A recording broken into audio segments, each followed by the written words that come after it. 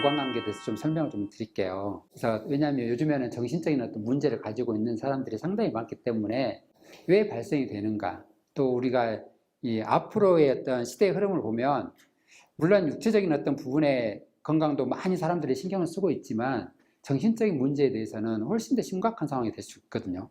그러면 이런 문제가 생기지 않도록 우리는 이제 어떻게 관리를 해야 될 것인가 한 번 정도는 다시 한번 생각을 해보셔야 된다는 거예요. 그래서 이 뇌가 우선일 것인지 아니면 내 몸이 우선일 것인지 한 번 정도는 생각을 해보셔야 돼요. 자, 뇌사가 됐다라고 하죠. 뇌가 죽었습니다. 뇌사가 됐을 때 얘는 죽어 있어도 몸은 살아 있습니다. 근데 몸이 죽으면 같이 죽어요. 그러면 뇌사의 상태대로 살아가는, 그러니까 몸에만 영양분만 계속 공급을 시켜주면 이 사람이 죽지는 않는다. 근데 사실 그렇게 사는 것도 사실 문제예요. 그러니까 몸이 살아있으면 그냥 살아있는 거예요. 뇌는 죽어 있더라도. 그래서 몸이 죽으면 덩달아서 뇌도 같이 사망을 한다라는 거예요. 하지만 어떻게 이 몸을 지배하는 것은 또 뇌예요. 지배를 하고 있는 이 몸에서 문제가 생기면 뇌에도 문제가 생긴다라는 거죠. 그러니까 항상 내가 지배를 하고 있기 때문에 내가 제일이다라고 생각하는 것 자체가 사실은 문제라. 뇌를 건강하게 만들 수 있는 것은 일단은 몸이다라고 생각을 하셔야 돼요. 그런데 이제 의식의 부분은 이 몸보다는 여기가 우선이 돼야 되는 거죠. 그래서 항상 뇌와 몸도 균형이 잘 맞춰져야 되는 거죠. 어떤 것이든지 균형이 맞춰져야 돼요. 이 균형이 깨지게 되면 다 문제가 생기는 거죠. 그래서 여기서 조절하는 것도 적당하게 하고 내가 이건 컨트롤 해야 되는 거고 여기서 컨트롤이 잘 되면 여기서도 컨트롤이 잘 될 수 있을 거예요. 그래서 뇌 상태를 개선시키기 위해서는 또 어떻게 해야 될 것이냐. 근데 이것은 일단은 여러분들의 어떤 의식의 상태를 바꾸려고 이제 많이 노력을 하셔야 된다라는 거예요. 뇌를 보면 이렇게 단면적으로 이제 이렇게 본다라고 이렇게 뇌가 이렇게 생겼습니다. 이게 누워 있으면 여기가 배꼽입니다. 그리고 여기가 배꼽 맞은편, 척수가 여기까지 내려와 있는 거예요. 그래서 여기 뇌 척수액이 이렇게 오르락 내리락 하면서 우리 몸의 체온을 이렇게 컨트롤을 시켜줍니다. 몸속에 열이 많으면 열을 이제 조절을 시켜야 되는데 그 열을 조절시키기 위해서 여기 척수액을 빼냅니다. 빼내는데 어디로 빼내냐면 코로 빼내요. 그래서 갑자기 콧물이 쭉 흘러내리는 것은 뇌 척수액이 빠져나오는 거예요. 뇌 척수액을 빼내서 열을 컨트롤을 시켜주는 거예요. 우리가 누런 콧물이 나올 때도 있고 맑은 콧물이 그냥 쭉 흘러내릴 때가 있잖아요. 그것은 뇌 척수액이다 라고 생각을 하시면 돼요. 이렇게 오르락 내리락 하는데 이 척추가 뼈의 척추가 틀어져 있으면 이게 또 오르락 내리락 잘 못하겠죠. 순환이 잘 안 되니까. 그래서 여기가 좌측 뇌, 여기가 우측 뇌, 여기가 연수라고 하는 곳이 있습니다. 연수는 여러분들 뒤통수 쭉 타고 내려다가 움푹 들어가는 데가 연수예요. 여기는 심장을 운동시켜주는 중추가 있고 숨을 쉬게끔 하는 곳을 여기서 하는 거예요. 그러니까 여기 이 연수에 풍을 맞으면 무조건 사망입니다. 좌측 뇌에 풍을 맞으면 연수 거쳐서 우측 팔다리가 마비가 되고 우측에 풍을 맞으면 좌측 팔다리에 마비가 일어나요. 그래서 풍 맞으면 50% 불구. 왜냐면 여기 좌측 뇌 아니면 우측 뇌에 풍을 맞을 거니까. 자, 50%는 사망. 이 연수에 풍 맞으면 사망. 자, 뇌에 풍을 맞은 사람들을 우리가 뇌출혈 이러잖아요. 근데 뇌출혈이 안 되고 풍 맞은 사람이 있어요. 척수에 여기에 풍을 맞으면 무출혈입니다. 그럼 이제 특징이 뭐냐면 뇌에 여기 좌우 뇌에 풍을 맞으면 이렇게 딱 이게 마비가 돼. 이렇게 되든 아니면 이렇게 되든. 그 손도 이렇게 내가 풀어야 풀리는 거예요. 그런데 여기 척수에 풍을 맞으면 온열 엿가락 늘어지는 것처럼 풍물을 몰래 쭉 터져가지고 이렇게 손 잡고 올린 사람들 있잖아요. 이렇게 이 사람들은 여기에 풍 맞은 거예요. 이렇게 풍을 맞으면 좌측이나 우측 뇌에 출혈로 인해서 풍이 된 거고 연수에 풍 맞으면 사망. 살고 싶어도 안 돼. 왜냐하면 심장이 움직이지 않고 호흡이 안 돼 버리기 때문에 사망이에요. 그럼 이제 우리가 풍을 맞으면 첫 번째 그냥 바로 풍 맞지는 절대 않습니다. 우리 몸에서도 조심해라라고 하는 신호를 반드시 주거든요. 첫 번째는 자기도 모르게 맞아요. 근데 자기도 모르게 맞는데 내가 풍 맞는지 안 맞는지도 모르잖아요. 혈압이 있는 분들은 거의 대부분 다 풍을 맞으니까 거울을 보시고 혈을 이렇게 내보는 거예요. 냈는데 한쪽으로 쏠리면 풍 맞은 거예요. 그래서 이제 그런 상황이 되는데도 불구하고 관리를 안 하면 진짜 풍을 맞는 거죠. 불구가 되는 겁니다. 두 번째는 불구가 됐는데도 불구하고 또 관리를 안 한다라고 하면 이 상황에서 또 풍을 맞아요. 그래서 세 번째 풍을 맞아버리면 똥오줌도 못 가려요. 옆에서 도와줄 사람이 없으면 정말 힘든 거예요.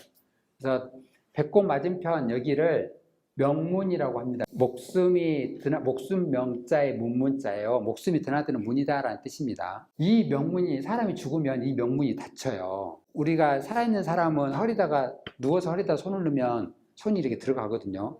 그런데 죽은 사람은 이게 쭉 내려온다고. 허리에다 손을 넣으면 손이 안 들어가. 그래서 이 사람이 얼마나 살 것인지 보면 항상 이제 몸이 너무 안 좋으신 분들은 허리에다가 손을 넣으시면 안 들어갈 때가 있어요. 아니면 이게 엎어져 있을 때 보면은 이 등이 평평한 사람은 오래 못 살아요. 이 망곡이 형성이 안 돼 있는 사람이에요.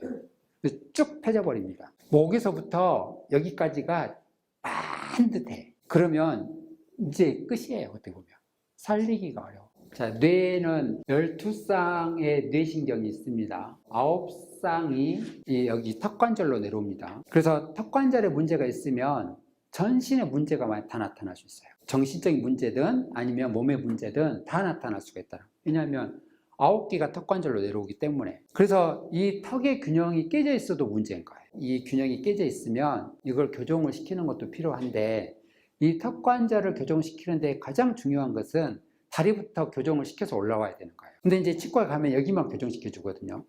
여기만 교정을 하게 되면 50%만 교정이 돼. 근데 골반과 척추가 틀어져 있으면 절대 여기가 100% 교정이 안 됩니다. 그래서 발가락부터 시작해서 쭉 올라오는 교정이 50%, 여기 교정시키는 게 50%. 그래서 100%로 맞춰줘야 되는 거예요. 척추가 여기가 틀어져 있는 상황에서 치아 교정을 하면 절대 안 돼. 척추가 바로 잡아져 있는 상황에서 치아 교정을 해야 되는데, 먼저 치아 교정을 했어요. 치아 교정을 했는데 골반도 틀어지고 척추도 틀어졌어요. 그랬더니 골반 교정하고 척추가 틀어진 것을 교정을 하니까 여기가 다시 틀어져 버리는 거예요. 그러면 치아 교정은 또 다시 해야 돼. 반드시 골반과 척추 교정을 먼저 시켜놓고 그 다음에 치아 교정을 해야지, 이걸 안 하고 치아 교정을 하게 되면 나중에 또 다른 문제가 일어날 수 있다는 것을 여러분들이 꼭 아셔야 됩니다. 그래서 이 턱관절의 균형, 몸의 균형, 골반의 균형, 이것을 다 맞추셔야 돼요. 그래서 우리 몸의 기둥이 바로 딱 쓸 수 있도록 해줘야 됩니다.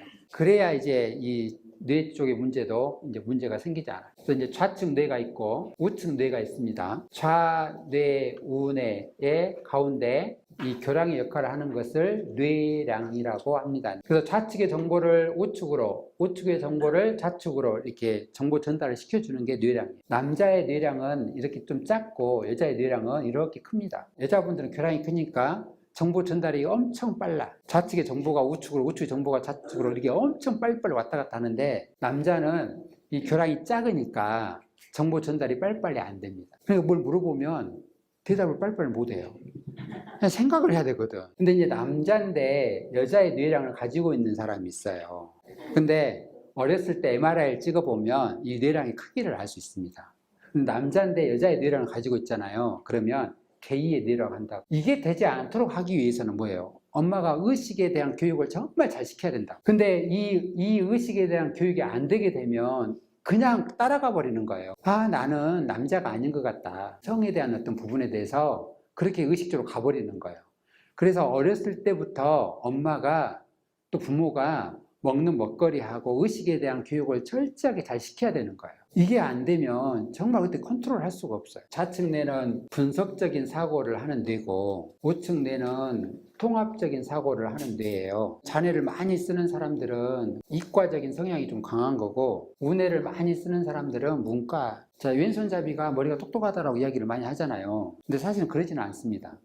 그런데 이제 연구 결과 왼손잡이인 사람이 오른손잡이인 사람보다 평균적인 수명이 9년이 짧다라고 했어요. 수명이 9년이 짧대. 물론 이제 더 오래 사는 사람도 있지만, 그러면 이제 우리의 옛날 어른들은 왼손을 절대 못 쓰겠잖아요. 왼손을 쓰고 있으면 잘라버린다라고 이야기할 정도로 못 쓰겠다. 그래서 오른손을 쓰게끔 했던 거예요. 그런데 그게 이제 계속적으로 의학이 발전하고 또 과학이 발전하고 이제 해서 연구를 해보니까 왼손잡이인 사람이 오른손잡이인 사람보다 평균 수명이 9년이 짧다라고 나온 거예요. 그러니까 모르고 그렇게 했겠지만 좀 지혜로운 그런 부분이 상당히 좀 있는 거예요. 그래서 참 희한해. 아무튼 우리 이 동양 쪽 사람들이 어떻게 그런 것들을 알고 그렇게 이야기를 했을까. 그런데 그게 뭐냐면 자연의 순리 그냥 그대로 그냥 따라가는 거예요. 이것에 거슬리지 않고 그냥 살아가는 자연의 순리. 옛날 사람들은 내일 비가 올지 안 올지 다 알고 있었어. 오늘 날씨가 너무 좋은데도 불구하고 내일 비가 올지 안 올지 알았다. 내가 오늘 다리가 쑤시고